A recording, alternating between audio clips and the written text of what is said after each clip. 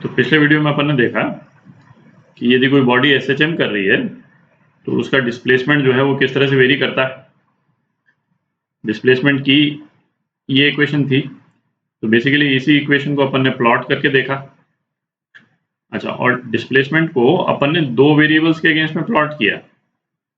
ये इसमें जो दो वेरिएबल्स हैं तो दो वेरिएबल्स के अगेंस्ट में प्लॉट किया। एक तो टाइम के अगेंस्ट में प्लॉट किया उसको, ठीक है, और दूसरा क्या, फेज के अगेंस्ट में प्लॉट किया। फेज क्या, जो कि अपन ने कहा था कि थीटा है, और थीटा क्या, ओमेगा टी के बराबर होता है, ठीक है। तो फेज के अगेंस्ट में प्लॉट किया और टाइम का फेज इक्विवेलेंट निकाल के फिर उसको प्लॉट किया। तो अपन ने अलग अलग टाइम पे और उस टाइम के फेज इक्विवेलेंट पे बॉडी का डिस्प्लेसमेंट क्या होता है उसको प्लॉट किया। यदि इस एसएचएम का टाइम पीरियड यदि टी है तो जैसे t/4 पे, t/2 पे, इस तरह से अलग अलग टाइम पे अपन ने प्लॉट किया। और इसी का यदि फेज इक्विवेलेंट अपन लिखेंगे, फेज इक्विवेलेंट क्या हो जाएगा, इसका π/2 हो जाएगा और इसका पाई हो जाएगा। ठीक है। और इस तरह से फिर अपन ने प्लॉट किया इसको, और ओमेगा की क्या वैल्यू थी, 2 पाई अपॉन टाइम पीरियड, ठीक है। अच्छा, इस वाले ग्राफ में अपन ने एक्स एक्सिस पे टाइम और ओमेगा टी दोनों को ही डिपिक्ट किया हुआ, ठीक है।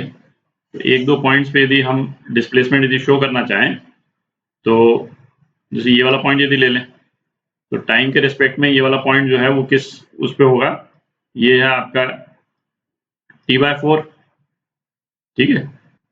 यदि इस वाले इक्वेशन में हम t/4 डाल देते हैं तो इसकी वैल्यू 0 आ जाएगी, ठीक है। इसका फेज इक्विवेलेंट जो है वो क्या है, π/2, ठीक। cos π/2 जो है वो 0 हो गया। ये वाला पॉइंट यदि लेते हैं तो ये वाला पॉइंट कितना है, t/2 पे है, और इसका फेज इक्विवेलेंट जो है वो कितना है, पाई है। और जैसे ये वाला पॉइंट है तो टाइम पीरियड t है, फेज इक्विवेलेंट इसका 2 पाई। ये तो अपन पिछले वाले वीडियो में देख चुके हैं। तो इस वीडियो में ऐसा करते हैं कि ये बॉडी जो एसएचएम कर रही है उसकी वेलोसिटी और एक्सेलरेशन, ये दो वेरिएबल्स किस तरह से वेरी करते हैं, है ना, उसको देखते हैं। तो इस बॉडी की यदि अपने को वेलोसिटी निकालनी है तो इस वाली इक्वेशन को डिफरेंशिएट कर देते हैं अपन। तो वेलोसिटी क्या हो गई, dx/dt, ये हो गया minus A omega sine omega T. और इस इक्वेशन को हम कैसे लिख सकते हैं, is equal to A omega cos omega T plus π/2, ठीक है। तो इस वाली इक्वेशन को यदि अपन देखें तो ए ओमेगा, ये तो क्या हो गया, ये तो वेलोसिटी का एम्पलीट्यूड हो गया, ठीक है। और ये वाला जो पोर्शन है ये वेलोसिटी का फेज है। इसको हम इस वाली इक्वेशन से यदि कंपेयर करें तो अपन देख सकते हैं कि दोनों के फेजेस में, मतलब वेलोसिटी और डिस्प्लेसमेंट के फेज में π/2 का डिफरेंस है, ठीक है। ये जो डिस्प्लेसमेंट का फेज है इसको यदि अपन θ1 बोल देते हैं, और θ1 वेरी कर रहा है कॉन्टिन्यूसली टाइम के साथ में, है ना, इसमें टाइम भी है वेरिएबल में। और जो वेलोसिटी का जो फेज है इसको अपन θ2 बोल देते हैं, ठीक है। तो फेज डिफरेंस मतलब phase difference between velocity and displacement, ठीक है। ये कितना हो जाएगा, ये हो जाएगा θ2 माइनस θ1 इज इक्वल टू π/2। एक कांस्टेंट फेज डिफरेंस है वेलोसिटी और डिस्प्लेसमेंट के बीच में। इसका बेसिक मतलब यही हुआ कि जैसे डिस्प्लेसमेंट जब मैक्सिमम होता है उस टाइम पे वेलोसिटी मैक्सिमम नहीं होती है, ठीक है। वेलोसिटी कुछ टाइम के बाद में या कुछ फेज के बाद में मैक्सिमम होती है ना। इसका बेसिक मतलब यही है। तो इसका ग्राफ यदि अपन ड्रॉ करें वेलोसिटी का तो कुछ इस टाइप का दिखेगा। तो ये अपन ने वेलोसिटी का ग्राफ ड्रॉ कर दिया, इस वाली इक्वेशन का ग्राफ ड्रॉ किया बेसिकली, ठीक है। तो एक तो देखें इसका जो वेलोसिटी का जो एम्पलीट्यूड है वो ए ओमेगा है, जो ये वाली जो टर्म है ए ओमेगा, ये वेलोसिटी का एम्पलीट्यूड है, ठीक है। और ये जो फेज डिफरेंस की जो अपन बात कर रहे थे है ना, उसका इंटरप्रिटेशन आप देख सकते हैं यहाँ पे कि एम्पलीट्यूड जब मैक्सिमम है ना, t इज इक्वल टू 0 पे एम्पलीट्यूड मैक्सिमम है, उस टाइम पे वेलोसिटी 0 है।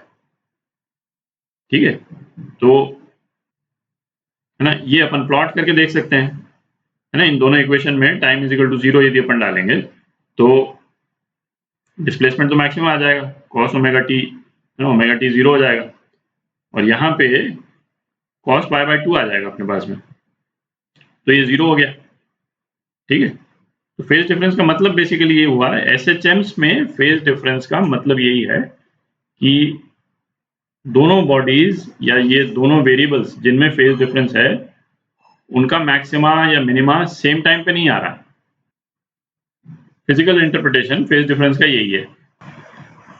अच्छा, दूसरा क्या आप देखें, इन दोनों का जो फेज डिफरेंस अपन ने निकाला वेलोसिटी और डिस्प्लेसमेंट का, ये एक पॉजिटिव टर्म है, प्लस पाई बाय 2 है, तो इसको हम क्या बोलते हैं कि वेलोसिटी जो है फेज में आगे है, वेलोसिटी लीड्स डिस्प्लेसमेंट, है ना। इसको यदि मैं लिखूं, velocity leads displacement by pi by 2। ठीक है, आप इसको देखना चाहें, यहाँ पे ग्राफ में यदि अपन देखें तो वेलोसिटी का ग्राफ जो है वो एक तरह से यहाँ से शुरू हो रहा है, आप देख रहे हैं, है ना, ये पाई बाय 2 के आगे से शुरू हो रहा है, मतलब वेलोसिटी के ग्राफ का शेप जो है वो ये शेप है। जो डिस्प्लेसमेंट ग्राफ का शेप जो है पाई बाय 2 के बाद आता है, वेलोसिटी ग्राफ का शेप जो है वो उस वाले पॉइंट से ही शुरू हो जाता है। एम्पलीट्यूड तो ऑब्वियसली डिफरेंट होगा, पर शेप जो है इसका वो यहाँ से शुरू हो रहा है, तो इसको अपन इस तरह से भी देख सकते हैं। ठीक है, अच्छा, इस वाले ग्राफ में भी यदि हम टाइम और फेज लिखना चाहें तो लिख सकते हैं, है ना?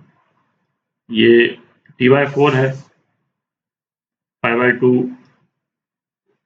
t/2 पाई, फिर इसका टाइम पीरियड, फेज इक्विवेलेंट इसका 2 पाई। ठीक है, और इसका ग्राफ जो है वो इस तरह से प्लॉट हो रहा है, बेसिकली इसी इक्वेशन का ग्राफ। अच्छा, अब एसएचएम कर रही बॉडी के एक्सेलरेशन का ग्राफ देखते हैं, थोड़ी जगह बना लेते हैं। तो एक्सेलरेशन के लिए इस इक्वेशन को एक बार फिर डिफरेंशिएट कर देते हैं, तो एक्सेलरेशन क्या हो गया, dv बाई dt, और ये हो गया minus A omega square cos omega T, और इसको हम ये भी लिख सकते हैं A omega square cos omega T plus pi. ठीक है, तो अब इसमें भी हम फेज देखें यदि, तो एक्सेलरेशन का जो फेज है इसको यदि मैं पाई 3 बोल देता हूं, तो एक्सेलरेशन और डिस्प्लेसमेंट में फेज डिफरेंस कितना है, पाई 3 थीटा 3 माइनस थीटा 1 पाई का डिफरेंस है, और एक्सेलरेशन और वेलोसिटी के बीच में पाई बाय 2 का डिफरेंस है ना, थीटा 3 माइनस थीटा 2 जो है पाई बाय 2। इसका मतलब एक्सेलरेशन जो है वो डिस्प्लेसमेंट से पाई से लीड कर रहा है और वेलोसिटी को पाई बाय 2 से लीड कर रहा है। ठीक है, और इसका फिजिकल इंटरप्रिटेशन वही है जो अपन ने वेलोसिटी के केस में देखा। इसका ग्राफ बना लेते हैं एक बार, तो ये एक्सेलरेशन का ग्राफ हो गया। ठीक है, तो एक तो आप एम्पलीट्यूड देखें, तो इस ग्राफ का एम्पलीट्यूड जो है वो ए ओमेगा स्क्वायर हो गया, और दूसरा अपन ने देखा था एक्सेलरेशन जो है वो डिस्प्लेसमेंट से पाई के फेज में आगे है।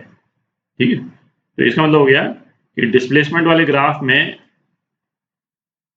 जो पाई का फेज आता है ना, इस वाले पॉइंट पे पाई का फेज आता है, एक्सेलरेशन वाला ग्राफ शेप में इस पॉइंट के आगे वाले ग्राफ को फॉलो करता है। आप देख रहे हैं, एक्सेलरेशन के ग्राफ का शेप जो है वो यहां से कंटिन्यू हो रहा है, यहां से कंटिन्यू हो रहा है। ठीक है, ये यहां से कंटिन्यू हो रहा है, ये पाई से आगे। और आप वेलोसिटी के ग्राफ से यदि कंपेयर करें तो वेलोसिटी के ग्राफ के जो फेज में पाई बाय 2 वाला पॉइंट है ना, क्योंकि वेलोसिटी ग्राफ से ये पाई बाय 2 आगे है एक्सेलरेशन, तो एक्सेलरेशन ग्राफ जो है वो यहां से फॉलो हो रहा है। ठीक है, तो एसएचएम के दो ग्राफ्स में फेज डिफरेंस को इस तरह से हम इंटरप्रेट कर सकते हैं। दो ग्राफ्स में यदि फेज का डिफरेंस है, इसका मतलब उनका मैक्सिमा या मिनिमा सेम टाइम पे नहीं आ रहा।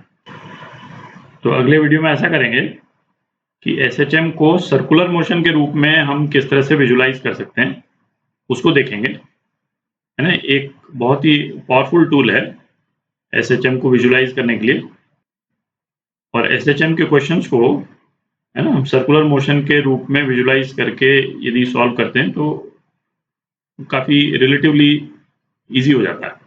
ठीक है, तो अगले वीडियो में SHM और सर्कुलर मोशन में क्या सिमिलैरिटी है ना, उसको देखेंगे। ठीक है।